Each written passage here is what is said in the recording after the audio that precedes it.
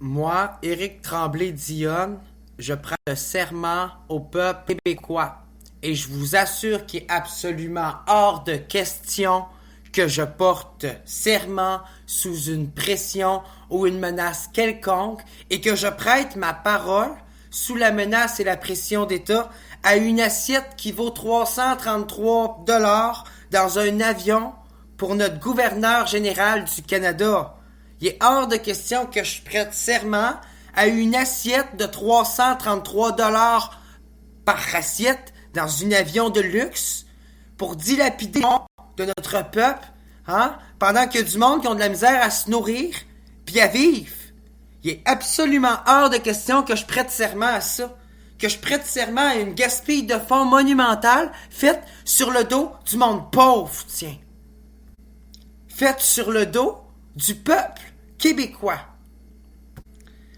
Il est absolument hors de question que je me soumette, que je revienne sur mes convictions, que je revienne sur ma parole et que je prête serment au roi d'Angleterre en 2022. Je ne porterai pas, je ne prêterai pas ma fausse parole sous la menace et la pression d'État afin de déguiser mes vraies valeurs, mes vrais fondements, mes vraies convictions, surtout pour prêter serment à une assiette qui vaut 333 $ pour la gouverneure générale du Canada dans les avions, dans ses voyages internationaux de prétention, et les pauvres même dans ce pays ont du mal à sourire convenablement et que les assistés n'ont même pas profité, ont de la misère à se payer un repas à 1 $ par jour au Dollarama. Moi, Éric Tremblay-Dionne, je jure mon allégeance au peuple québécois. Puis ça veut dire, si ça veut dire d'appeler la police, ben appelez-la. Si ça veut dire de me faire éjecter de l'Assemblée nationale en tant que député et ne pas siéger, ben appelez-les les gardiens de sécurité. Moi, je vais vous donner une définition de ce que c'est la menace puis un serment. Ben un serment, c'est prêter sa parole à ses propres convictions. Quand un serment est fait de façon déguisée et hypocrite et par rapport à une pression, ben c'est pas un serment fait par la conviction d'une personne. C'est pas un serment porté à l'honneur du peuple québécois. Non, c'est un serment fait par la pression, par la menace et exercé par une autorité qui n'a pas la légitimité de diriger au Québec pour au Canada. Parce que la monarchie britannique, le colonialisme, on va se le dire entre vous puis moi je ne prête pas puis je ne porte pas allégeance à ça avec tout ce que ça a fait dans notre société. Ce qui veut dire entretenir l'esclavage, entretenir les valeurs théocratiques religieuses et l'endoctrinement populaire, réduire des peuples à l'esclavage, brûler des villages, déporter des Amérindiens puis des colons francophones et mépriser notre langue et notre culture. Ouais, assassiner nos ancêtres et détruire le Parlement du Bas-Canada et tous les vestiges de la démocratie québécoise et canadienne. Ben moi, je ne prêterai pas allégeance au roi d'Angleterre, qui a coulé nos bateaux, qui a envahi nos villes, qui a tué nos civils, qui a fait un méchant bordel dans la province de Québec, dans le pays québécois, dans la Nouvelle-France. Même que j'invite les députés de l'Assemblée nationale rejetés qui se font menacer par le président même de la Chambre à porter plainte à la police, à appeler la police et à porter plainte pour menace. Savez-vous c'est quoi l'action de menacer? L'action de menacer, c'est utiliser des paroles, des comportements par lesquels on indique à quelqu'un qu'on a l'intention de lui nuire, de le contraindre, de lui faire du mal, de le contraindre à agir contre son gré. Des gestes, des menaces, écrire sur la menace, parler sous la menace, réagir, agir sous la menace. Ben là, ce que Québec solidaire s'en va faire à l'Assemblée nationale, c'est prêter un serment au roi d'Angleterre sous un principe de menace. Ils sont menacés, ils ont parfaitement le droit de porter plainte à la police pour menace. Et même contre l'Assemblée nationale du Québec et porter des accusations pour menace. Menace contre eux autres. Menace contre le peuple québécois. Menace contre la nation, contre les convictions et les autres idéologies politiques dans le monde. Ouais. Menace contre la francophonie et les valeurs françaises d'origine de notre Québec, tiens. Une menace envers notre drapeau, tiens. Parce que oui, c'est vrai, c'est l'Assemblée nationale qui écrit les règles, c'est elle qui fait les lois, mais l'Assemblée nationale, comme tout citoyen, n'a pas le droit de menacer les citoyens et les députés. Ouais, il faut être équitable à quelque part, Donc, Menacer quelqu'un, menacer quelque chose, c'est un délit qui consiste à faire connaître à quelqu'un son intention, notamment verbalement ou par écrit, image tout autre moyen de porter atteinte à sa personne.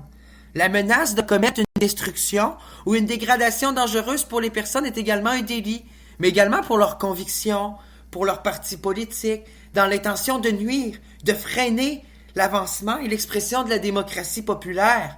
Ben là, ce qu'on fait à Québec solidaire, c'est qu'on les menace, on les contraint à agir contre leur gré, et on sait que ça va faire de l'ombre, puis que ça va décevoir leur base militante. On sait que c'est dans l'intention de leur nuire que le gouvernement caquiste et que l'ancien président de la Chambre d'Assemblée, qui est caquiste, fait ceci. On sait très bien qu'il y a une partisanerie à travers ça et en arrière de ça. Qu'on utilise la partisanerie politique pour exercer une menace, ou du moins un principe de menace à l'Assemblée nationale sur nos futurs élus et députés non reconnus. Encore là, on utilise le chantage et le principe de menace pour la reconnaissance parlementaire dans la distorsion politique actuelle dans laquelle on vit, dans le chantage politique, le chantage institutionnel de la menace institutionnelle qu'on est en train de plaider sur des gens qui sont tout simplement menacés pour leurs convictions politiques et sociales. Au Québec, c'est clair, ça peut pas être plus clair aujourd'hui. On menace les gens sur l'état de leurs convictions politiques et sociales, sur des élans de partisanerie, on fait des abus de droit, on exerce un abus de droit dans l'autorité du Parlement du Québec et de l'Assemblée nationale et de ses propres présidents et de sa gouvernance. On peut pas dire, puis on peut quand même dire, que la publication d'un avis du président de l'Assemblée nationale plus tôt cette semaine n'a pas convaincu les solidaires de ne pas défier les règles du Parlement, non. Elle les a obligés, elle a fait pression, elle a utilisé la répression en les appelant des récalcitrants, ouais. Des députés récalcitrants. Et on les menace même avec un bâton, avec une arme, avec un spectre royal de les expulser de la Chambre de l'Assemblée nationale. Eh bien ça, c'est une menace à main armée, mes chers amis. On a menacé Québec solidaire à main armée et le Parti québécois de les expulser, de ne pas pouvoir siéger en tant que députés au nom du peuple québécois. Et on les a menacés dans la Chambre Assemblée nationale avec un spectre royal qui représente la royauté britannique. Donc j'accuse le président de la Chambre de l'Assemblée nationale du Québec d'avoir menacé les élus, les futurs élus, les représentations politiques du Québec avec un spectre dans la Chambre d'Assemblée nationale. Ha ha! On a trouvé le coupable! Moi, j'étais bon à Clou, hein. Meurtre et mystère, c'était mon jeu préféré quand j'étais au secondaire. Ben, pour une fois, on vient de démasquer le véritable coupable et on vient de trouver quelles sont les vraies phrases assassines qu'on peut dire, qu'on peut renommer, qu'on peut partager dans notre société et qui sont réellement meurtrières pour la démocratie. Excusez-moi mon langage, c'est un langage qui est à la hauteur de l'expression du gouvernement de la CAQ pour ce qui est des dernières élections. Le chantage, la manipulation, l'abus de droit, quand on utilise les règles pour faire office de chantage et de pression sur nos députés, c'est qu'on menace les gens avec un abus de droit, un abus en bon uniforme, un abus de forme. Un abus dans la procédure de l'Assemblée nationale du Québec. C'est possible, faut croire. Ben moi, je vais vous dire quelque chose. Si Québec solidaire prête serment au roi, pile sur ses convictions, ben moi, ma carte de Québec solidaire, je la déchire, puis je passe au Parti québécois. Je retourne dans le parti de René Lévesque pour de vrai. Appelez-là la police. Expulsez-nous. Qu'on ait 3, qu'on ait 11, qu'on ait 24 députés, qu'on forme le gouvernement. Moi, il est hors de question que même si je forme le gouvernement, que je prête serment au roi. S'il faut que je siège en haut avec les citoyens, là, dans les bancs des touches avec nos citoyens, ben ça va me faire plaisir de faire de la politique de proximité avec nos citoyens, puis de couper la parole au premier ministre et à la Chambre d'Assemblée nationale pour parler collectivement que les citoyens au-dessus, dans les bancs des touches, sur les bancs des pénalités, comme on dit.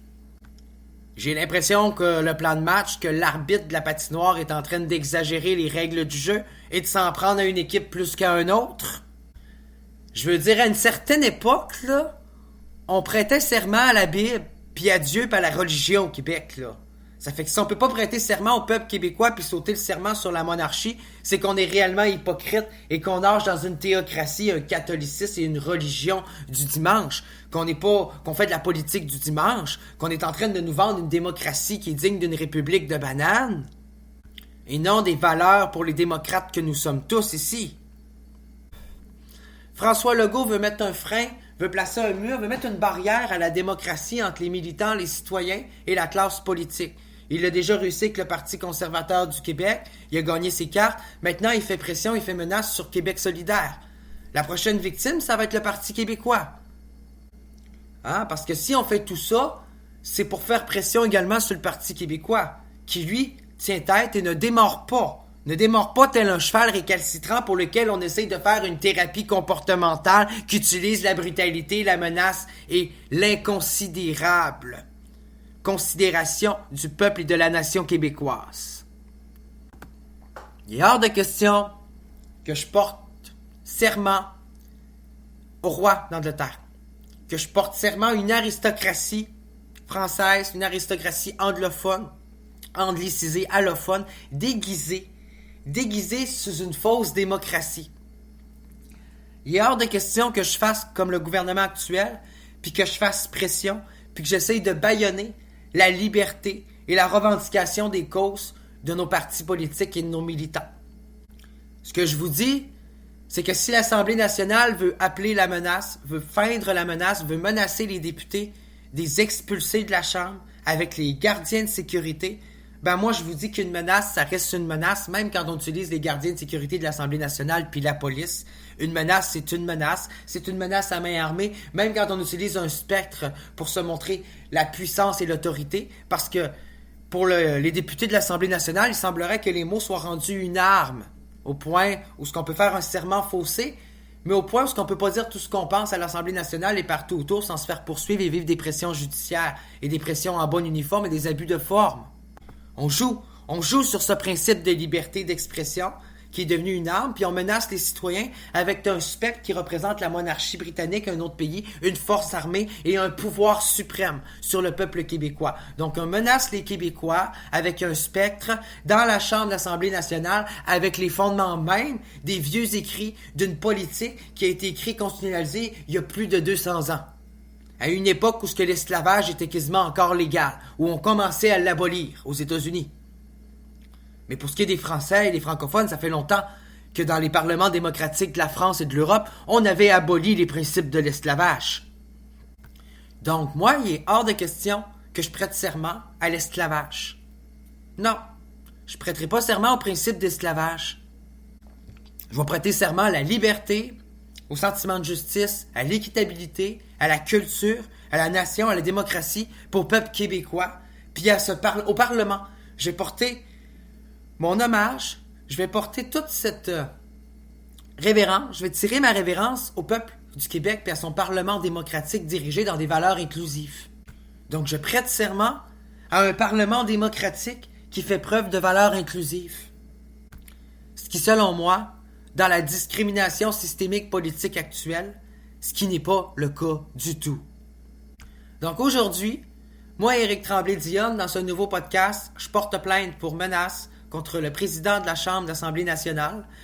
Je porte plainte parce qu'il veut utiliser la police, il veut utiliser la force autoritaire comme arme et il menace en étant à main armée avec le spectre de l'Assemblée nationale et ses mots et ses institutions.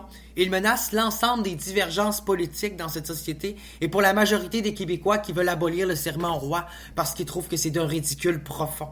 Mais quand on le protège en plus avec des formalités, avec un principe d'autorité et d'abus de droit, c'est que non seulement c'est pas nous, les gens qui veulent pas faire le serment, les récalcitrants qui en démordent pas, mais c'est plutôt en fait les institutions puis le gouvernement qui sont pas capables d'en démordre et qui font preuve d'un entêtement qui est sans pareil, un entêtement inconsidéré, un entêtement qui va pour de vrai là, de l'incompréhension pour la majorité des Québécois, du peuple et de la nation québécoise et canadienne pour vrai. Financer la monarchie là, puis se payer des traitements de luxe et de faveur au-dessus du monde pendant que les citoyens crèvent de faim et crèvent la misère actuellement là, dans notre pays, là, moi je trouve que c'est une honte, c'est un serment faussé. c'est de ne pas faire honneur à sa parole. C'est de jurer à sa propre parole. Tiens. C'est assez clair, tabarnak?